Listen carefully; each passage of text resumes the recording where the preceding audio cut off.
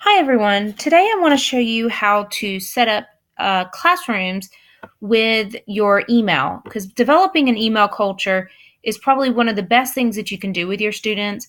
I emailed my students knew to check pretty much daily for emails from me, and sometimes they were just funny emails telling them, have a good day.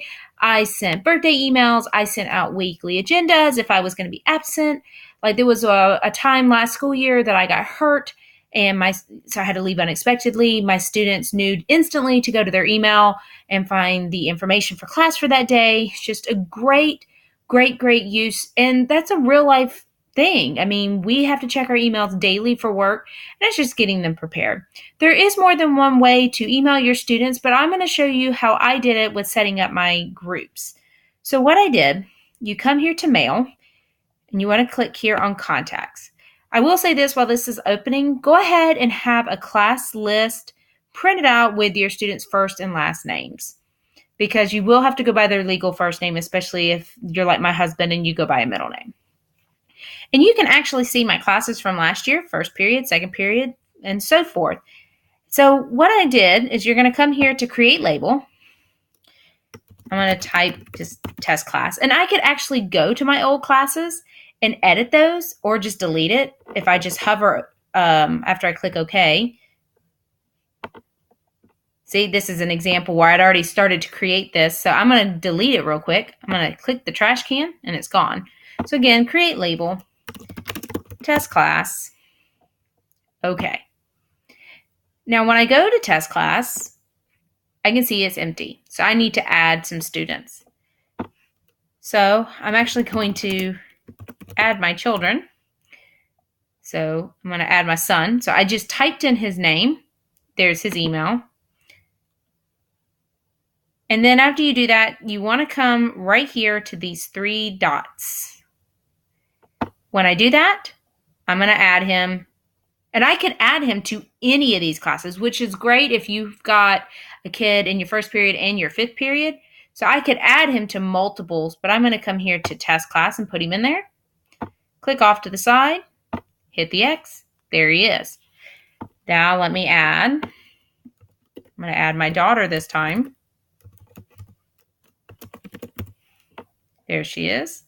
Same thing, click her name. Three dots, test class, or how many classes you're going to put her in, and so forth. This does take a little bit of time when you first do it. It takes about, if you're, a relatively decent typer, it can take around about 15 minutes to set up a class. But the good thing is, once it's set up, it's done. And you can see I've developed a class.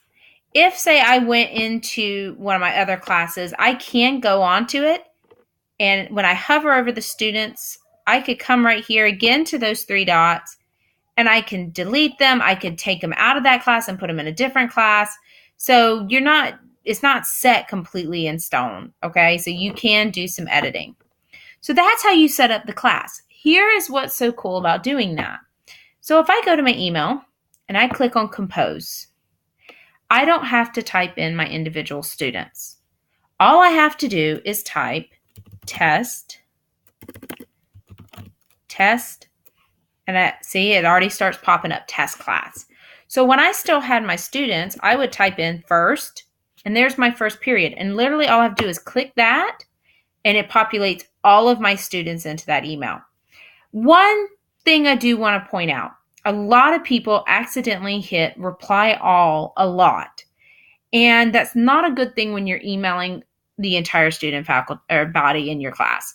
So my suggestion and good rule of thumb, if you're emailing all of your students, instead of just typing it in here, click BCC. You don't have to have a to. You could do it to yourself if you wish, so you have record. But I can just go to the BCC, and I can even start typing in second period. Click on it. There's all my second period populated. That way, if a student hits reply, they can hit reply all they want, but it's not going to go to every student. It's just going to go to you. So that's a great way. I used to do a weekly agenda where I would type first, second, third, and fourth, and it would all populate right there, and I could email my students all at once.